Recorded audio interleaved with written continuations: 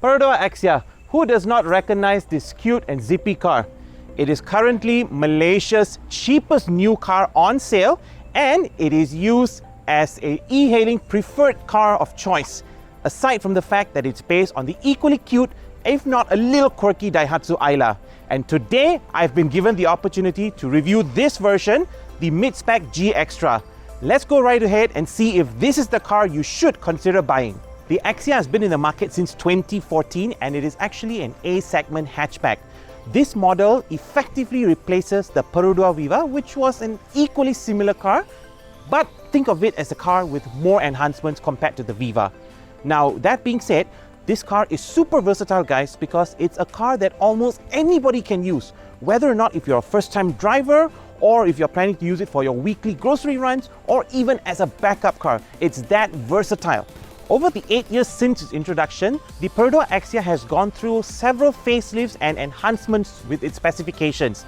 That being said, it also remains as Perodua's oldest model in its lineup. But anyway, let's get back on track and see what this car actually has to offer for us, guys. Starting off with the front of the car, the bumper has actually gone through a redesign to replace the boring and bloated look from the previous variant. And it also complements the projector lights as we see here. And these projector lights were actually replacing the very bulbous design that you saw in the initial Axia back in 2014.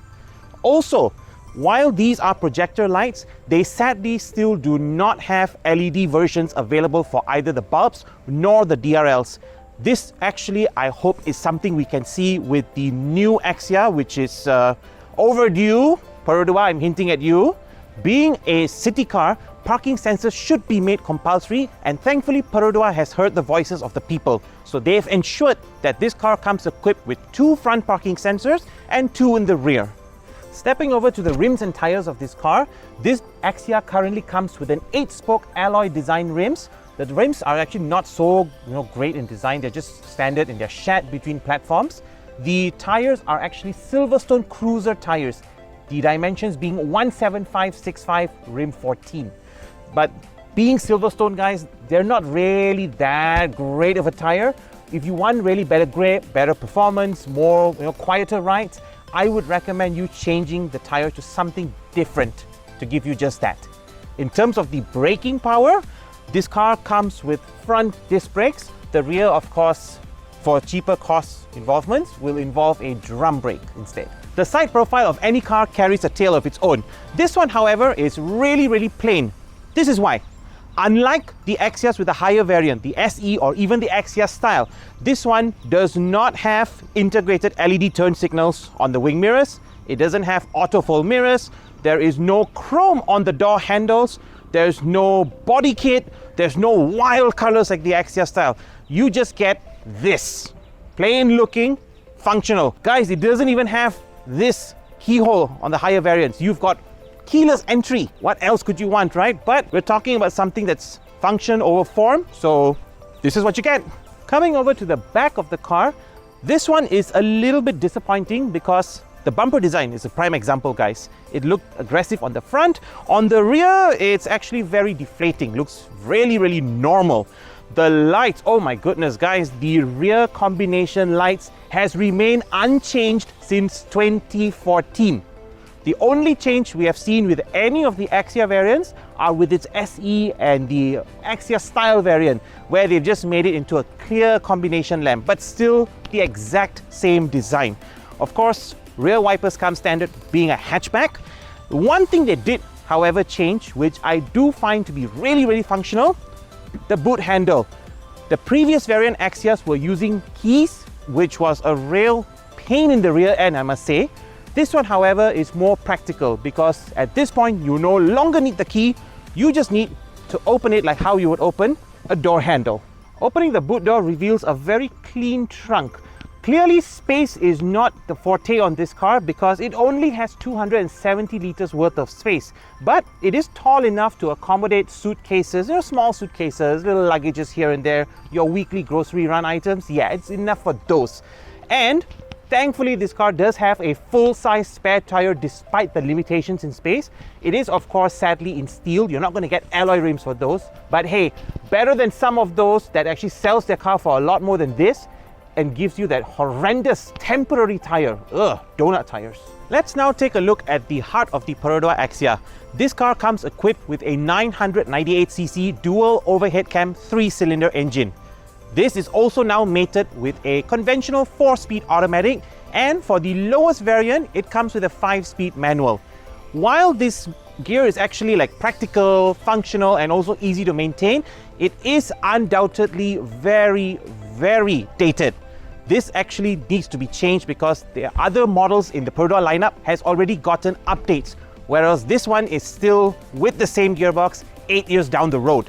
Being a city car, power is not really a major concern, but for everyone's knowledge, this car produces 69 horsepower with 91 Newton meters of torque.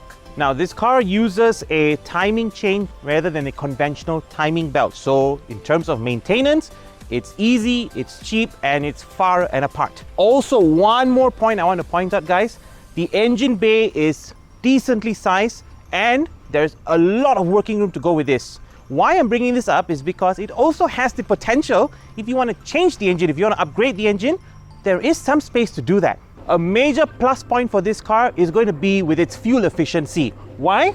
The manual transmission Axia is going to get you 22 kilometers per liter, and the automatic is going to get you 21 kilometers per liter. That makes a huge amount of savings, if I must say so, because in a whole tank full, that means you can potentially get up to like what, 450 kilometers? And that's not all. This car is a certified EEV, energy efficient vehicle. A small car will equal a small petrol tank. That's very true for a car like an Axia like this. Why? It only has got 33 liters worth, and that is including the reserve tank. Top speed on this car is rated at 165 kilometers per hour, and that is with you already pushing it. The 0 to 100, oh my goodness, it takes 18 seconds. Right, now that we are inside the Axia, let's go through some of the safety specifications of this car. So it comes with 2 airbags as standard. You've got your ABS, you've got EBD, you've got vehicle stability control, and you've got traction control. The car itself comes with a 4-star Asian NCAP rating. Sadly though, it does not have the ASA 2.0 that you would see with the Axia style. That is specially catered for that particular variant only. As a driver in the Axia, you would be greeted with the multi-info display on the dashboard. Color is amber, so very standard color. Speaking of standard, the steering wheel is also in a standard 3-spoke design. It is painted, of course, with silver garnish, but it doesn't have a single button for functions. And as we move up to the dashboard, of course, scratchy and cheap. Yeah, but then again, what do you expect with the Axia of this grade, right? The center console itself, it does come partially finished with a piano back color. It's also painted with a silver garnish in the bottom. The air conditioning is still the standard buttons. Nothing has actually changed from 8 years ago. Very cheap looking. The player, sadly, is not Bluetooth. This is just a standard dual tin player. It's got 4 speakers, 1 on each door. Sadly though, sound system really isn't Perodua's forte with this. Center console is very practical, but also very, very dated, guys. I mean, take a look at this gear knob. It looks like it's on a diet. And this is the same design we've seen in the Axia when it came out back in 2014. It hasn't really changed. Of course, you've got your usual cup holders. You've got like what, 3 cup holders around this entire center console. You've got some space to charge your phones and all, but nothing else that actually is notable with it. Moving on to the door panels. Sadly, there are no coverings for the door panels. It's just pure plastic, and it's cheap plastic, that is. The door handles themselves made out of pure plastic. Don't expect any chrome finishes like what you would find with a higher grade Axia. The buttons on the driver door is basically all just for the power windows. This car does have a retractable window function, the wing mirror function, but it's not on the door. It's a button here that enables you to retract the mirrors and then unretract them. The seats, nothing very notable about them. They're very standard, very basic. Do not expect a proper back support if you're on the plus size like me, but it is still sufficient to seat us, especially if this is just a city car, more than enough. When it comes to headroom, right, you would think that a car of this size wouldn't really have that much of a great headroom. You would be so wrong, because look at this. I've got like what, 4 inches worth of space in a car of this size. That's quite impressive. And in terms of legroom, I'm actually at my most comfortable position. This is more than sufficient. In fact, I've got a lot of space around me. My foot does not hit the cabin walls at all. The dashboard is away from me. Speaking of the foot space, right, there is one thing I want to note. The space on my left foot is plentiful. I've got a lot of space for my left foot to move about. But on the right, this is likely due to an old design that has not been changed in these 8 years. The two pedals, the brake and the accelerator pedal, they are too close to one another. They should have actually moved it a little bit to the left, and you would still then have an equal amount of space. While headroom on the front section is sufficient, I can't really say the same for the rear, because as you can see, I have maybe about 1.5 inches worth of headroom. My hair actually touches the top of the roof liner. I believe this is due to the slightly swooping design on the rear of the car. That being said, legroom is clearly not an issue. This car has been designed with space at the top of its priority. So I still have at least about 3 inches worth of legroom ahead of me. The seats, of course, I do wish they were a little bit reclined. They are very rigid, so they do give off a vibe of space, but they do rob you a little bit of comfort though.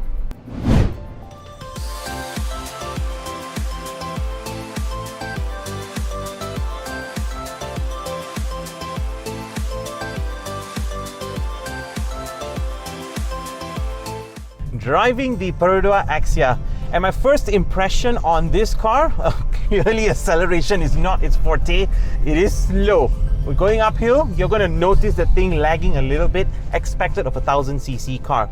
In terms of the noise itself, the NVH on the car can be quite penetrative because of the road noise from the outside, and also because this is a 3-cylinder engine, guys, so it tends to be a little bit more noisier compared to your conventional 4. In terms of the overall handling, how should I put this? It handles all right, as expected of a city car. Don't expect any grand handling or any, robust returns. None of those are going to happen with this car. You're going to get a point A to point B car. That is the sole function of a vehicle like this. So radius wise is perfect. This is a beautiful city car, guys, because if you need to get somewhere real quick, understandably, it's zippy. It gets you to point A to point B. Parking is not an issue. Making a full-size circle, clearly not an issue because the radius is pretty good with the car. But don't go all fast and furious with this, because fast and furious it is not. When we speak of comfort, right, this car has a limited amount of comfort. It's sufficient if you're using this to go nearby locations or within the city, that's fine. Outstation, maybe a little bit uncomfortable, especially on longer trips. And because this car does not absorb the sounds, the holes and the bumps, it doesn't absorb them well, guys. You literally feel every single one of it, expected of a car of this size. So that being said, if you're looking for something that's going to provide you that additional comfort and luxury, you're barking up the wrong tree. Not this car, guys. Look for something better. But if you're looking for something that's just practical, design-wise, everything is easygoing, easy to do, here you are, as it is. And so that concludes my review on this cute Perodua Axia. Overall, it's a simple, practical, easy to look after point A to point B car. It will also tick all the right boxes if you're looking for value for money. With 8 years of strong customer satisfaction, it is definitely worth a good consideration to buy this car for your day-to-day needs. Now let's crunch down some numbers, guys. This car costs you just under 35,000 ringgit. How much is it going to cost you on monthly installments? Simple. Based on you taking on a 0 down payment, seeing how cheap this car is actually priced, and with a per annum interest rate of 3%, over a course of 5, 7, and 9 years, you would be paying a monthly installment of between 670 for the 5 years, it goes down to 500 for the 7 years, and it goes down to 410 for the 9 years loan. The road tax on this Axia is a measly 20 ringgit a year. That's actually less than what some of us spend in a day for our food. Also, while everything sounds great on numbers and on papers, we cannot deny this is a really old design. It's 8 years old, guys. Now it's time for the grade grade. And the grade grade with this car, after all consideration, is a solid B-. You may not agree with me on this because it is true. It is a practical car. It's easy to look after. It's easy to run. But guys, we got to remember, this car is aging. It does have certain things that could have been added on, but has not been added on until today. A lot of features like the engine, the gearbox, everything is dating back to 2014. The safety specifications is comparable with others that already have the specs for similar price ranges. Ride comfort is clearly not its specialty. It's not comfortable a long distance. Good for short, not very great on those cross-country trips. The overall noise containment is also on the poor side. Insulation is really questionable at this car. But the plus points on this car, on the other hand, is that fuel efficiency is the best in its class. Overall maintenance, not a question either.